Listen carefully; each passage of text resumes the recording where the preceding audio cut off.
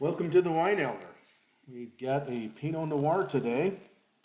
This is from the Rideau Vineyards and Winery, and it is a Pinot from the Santa Rita Hills, specifically a single vineyard from the La Encantada Vineyards. The La Encantada Vineyard is one of the more famous, more prestigious vineyards in the Santa Rita Hills. It is on the lower road, the Santa Rosa Road, toward the western end.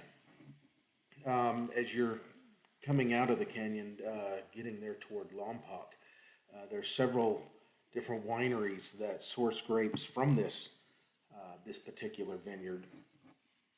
It was first planted by Richard Sanford back in the day.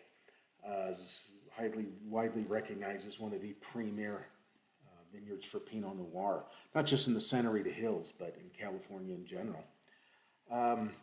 This Pinot from Rideau is a 2015. Earlier we did a Chardonnay from Rideau. So they do the classic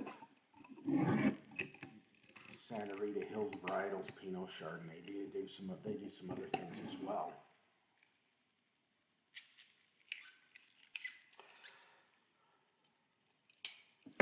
So let's take a look here. I've got my Santa Rita Hills Memorial glass here from a passport weekend I did down there a while ago. It's got a nice tawny color to it.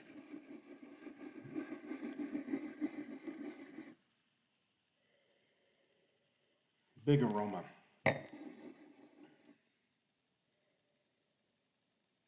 You can smell the subtleness in it. It's very rich, it's very layered in the aroma, but it also has a muted subtleness to it, that it's not overbearing or too fresh or too ripe.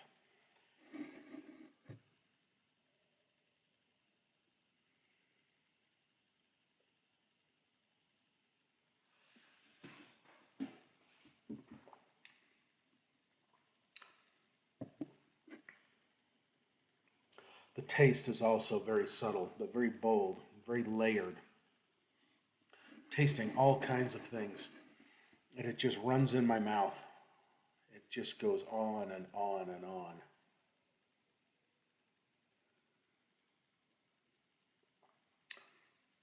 In my opinion, the Santa Rita Hills is probably the closest we have to Burgundy in California for Pinot Noirs.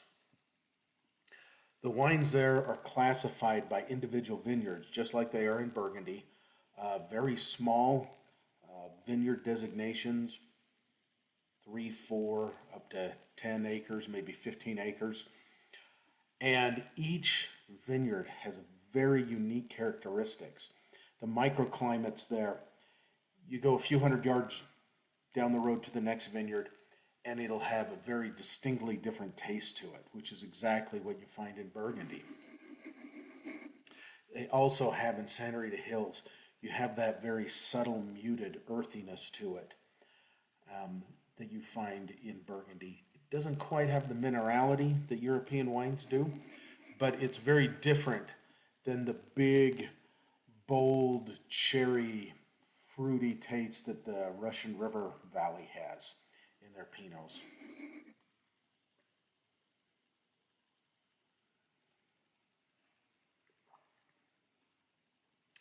I also find that the Santa Rita Hills, to me, have an essence of they have that cherry flavor that Pinot Noir is known for, but it has more of raspberry overtones and a very musky kind of forest floor to it, like mushrooms or truffles.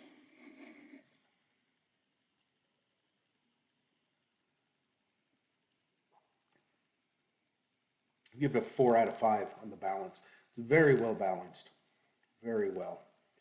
Certainly above average. The depth I'll give 5 out of 5. it's tasting so many layers, and right alongside that, hand in hand, the finish, I'll give 5 out of 5. It is just carrying all kinds of interesting flavors, and they last and last and last in your mouth. For representation,